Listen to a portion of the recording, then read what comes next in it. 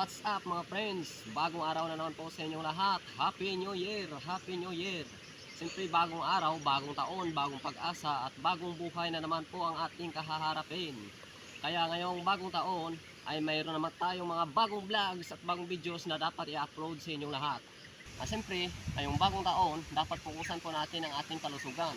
Kaya ipapakita po natin sa inyo ano ba ang mga tips na pwede natin gawin para i-cleansing natin ang ating katawan. Yung iba dyan mga friends ay masama pa yung pakiramdam, no? Dahil nga sa mga nakain, nainom ngayong New Year season natin. So sundan nyo ako, pakita ko sa inyo, mayroon akong halamang gamot dito sa ating lugar na to na pwede natin gamitin pang cleansing sa ating katawan.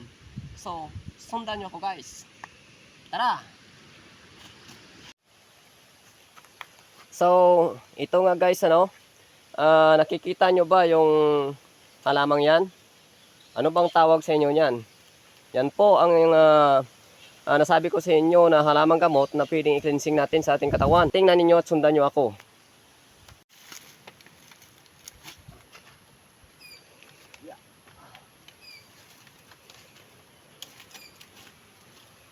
Ito po guys, tingnan ninyo.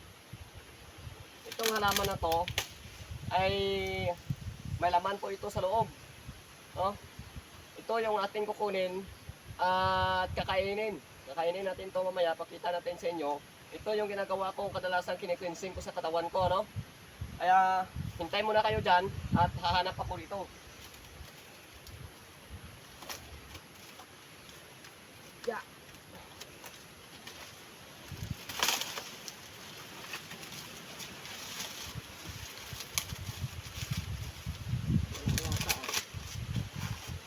Oh, ito. Ayan. Ayan. Marami pa yan dito sa loob.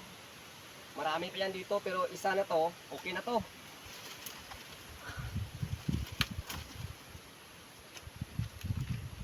Yeah. Ito ito yung sinasabi kong laman ng halamang yan. Isa po itong halamang gamot. Nakakatulong po ito guys na pag-cleansing sa ating katawan, sa ating tiyan. Kung mayroon tayong kararamdaman na masakit ating tiyan, yung sikmura natin masakit, ito yung kadalasan na kine-cleansing ko. Yung iba, hindi nila alam ito. Pero siyempre, sinasabi ko pa, ngayong 2024, ano mga kalaman natin na dapat i-share natin. I-share natin para malaman ng lahat ng mga friends natin, mga followers natin, matulungan natin sila kung ano ba ang mga pwede natin maitulong. Focus natin ngayong 2024 guys sa mga vlogs natin, yung makakatulong sa ibang tao, makakapagbigay ng kalaman sa ibang tao, ma-educate yung mga tao, at siyempre ma-discover din yung mga hindi pa na-discover. Malay mo, yung iba dyan na nanonood sa atin, mayroon pa silang alam na panggamot sa ganitong halaman. Dito sa amin sa Antique, sa probinsya ng Antique, Municipality ng Sebasti, sa Barangay Javier na to, ang tawag po dito sa amin ay marami po itong pangalan guys, no? Tinatawag po itong kuding-kuding. Kuding-kuding, yung dahon, kayap, or ano nga bang ibang pangalan dito? Kasi nga sa balahibo niya, balahibong pusa, tinatawag itong balahibong pusa kasi sa balahibo niya na parang pusa, parang pusa yung balahibo niya, pero nakakatulong to guys. Gamot po ito, gamot. Ang laman po nito ang nakakagamot. Kunin natin yung balat, kakainin natin ito, gamot po ito, una, gamot po ito sa kapag nalason ka, pag slice lang ng mga lason. Ako kasi pag nag-spray ako sa aking palayan, pag nakalanghap ako ng spray ko sa palayan at masama yung pakiramdam ko, masama yung pag-inhale, exhale natin, no? Dahil nga sa dulot ng chemicals na nalanghap natin sa pag-spray natin sa palayan, ito agad yung iniisip ko na kunin para kainin, pang cleansing sa aking sikmura at sa nalalanghap ko. Meron ito doon sa aking tabing palayan sa kubo ko. Doon, marami yun doon. Kaya di na natin patagalin, buksan natin to, papakita natin sa inyo ano nga ba ang laman nito. Malambot lang to guys, malambot.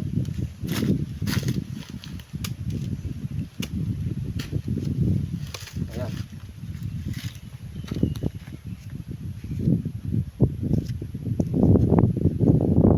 Malambot lang ito.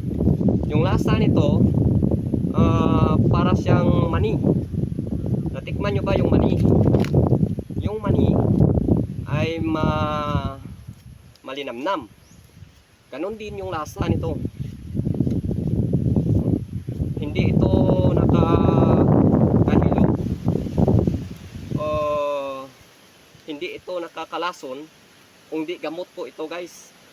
Siguro marami rin ang nakakaalam na tao sa ibang lugar kung ano pa ang mga gamot ng ganitong halaman, ano. Nisi-share po natin ito para sa kalaman ng lahat. Kasi ang purpose nga natin makatulong. Papakita natin ito sa inyo. Try talaga natin nang malaman ninyo na hindi ito nakakalason at isa po itong gamot. Tested and proven ko na po ito guys. Ilang beses ko na itong ginamit. Ilang beses ko na itong nasubukan. Kaya ngayong taon na to, magbigay alam po natin sa inyo. Ano?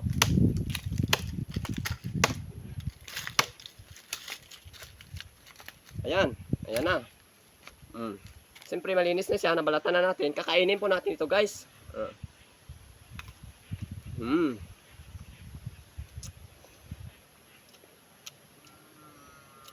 Ang iba, ang lasa niya ay medyo mayroon diyang maasim-asim, pero mayroon dyan na parang mani.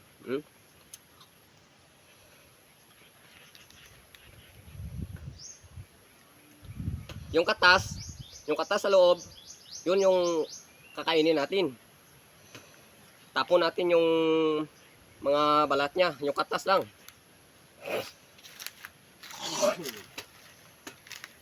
Ano sabi ko nga, cleansing ito. Alam nyo ba, gamot doon ito po sa tinatawag na kilkig. Ano? Sino pa dyan ang nakakaalam ng tinatawag na kilkig? Ang kilkig po, kadalasan ginagawa yan ng mga masasamang tao, mga masasamang loob, dulot ng mga inumin. Sa inumin nilalagay, sa pagkain nilalagay, at kuminsan sumasama ang ating katawan, sumasama ang ating pakiramdam. Isa po ito guys na gamot, ano?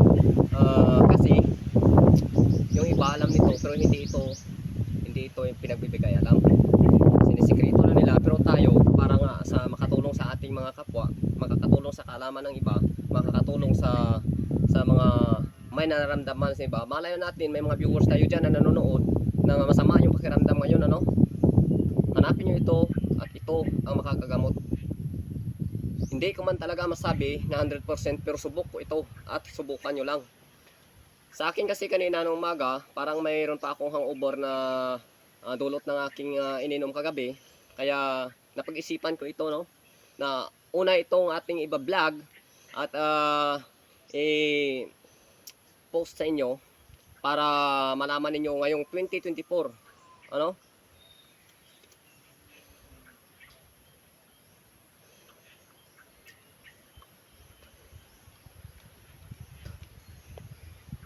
Cleansing ito guys, pang cleansing. Pag mayroong masama ang inyong sikmura, isusuka nyo yan. Pag mayroon kayong mga slides lang na tinatawag na kilkig, gamot ito, ilalabas ito yan.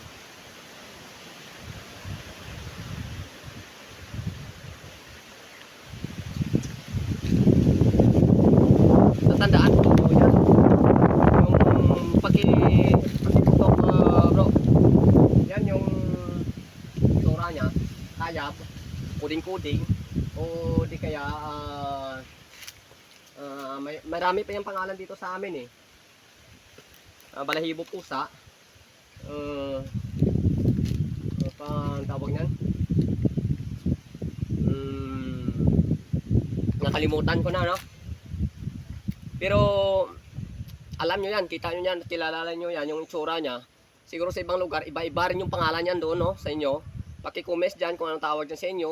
Tapos comment din sa ating comment section kung na-try nyo ba to at mayroon ba kayong alam na iba pang gamot sa gamot nito, no? Sa halamang gamot nito. Kung ano pa ba ang ibang mga sakit o karamdaman na pwede nitong malunasan, ano?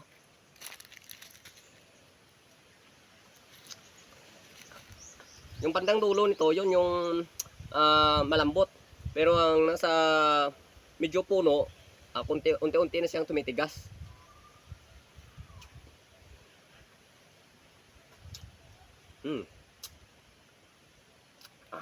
Sarap.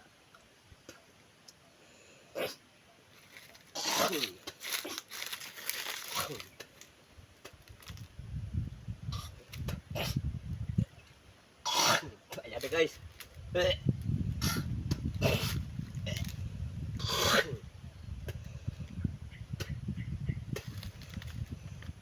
Yung mga acid reflux mo, sa yung sikmura, ilalabas po nito. Ano? Tapos pag may mga nainom ka o may mga nakain na hindi nakakatulong sa iyong kalusugan, ilalabas po nito guys. Subukan ninyo, hindi ito nakakalason. Gamot po ito. Baka meron kayong nararamdaman dyan sa katawan ninyo, subukan nyo po.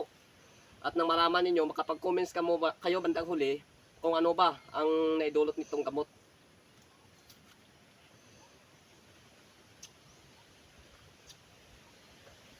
Ito yung kadalasan ko talagang ginagawa. Kini-cleansing ko yung katawan ko. Marami kasi yan dito sa kabundukan ng Antique, lalong-lalo na dito sa aming barangay Piabier.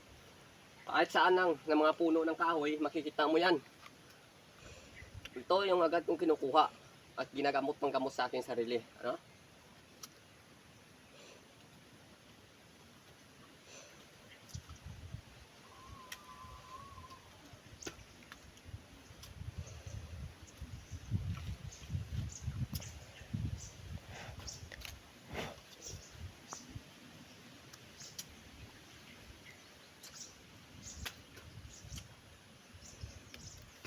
So ayan guys, no? Na-cleansing ko na po yung aking katawan. Nilabas ko na konti yung mga acid reflux, mga kunting pumasok sa katawan ko ng mga hindi nakakaganda, nakakabuti sa ating kalusugan. Ayun siguro. Pero pag marami talagang mga acid reflux o di kaya hindi nakakabuti sa katawan natin, sa kalusugan natin, sa sikmura natin, ilalabas talaga natin yan. Pero sa nakita ninyo, kunti lang ang ating nailuwa. Kasi nga, kunti lang ang ating masasamang naramdaman natin sa sikmura natin, ano? Kaya subukan ninyo. Tsaka huwag nyo palang kalimutan, no? To hit the bell buttons para update kayo sa mga bago nating na-upload ng mga videos, no? So, ayan lang guys. Happy New Year at fokusan po natin ang ating kalusugan. Huwag natin po papabayaan.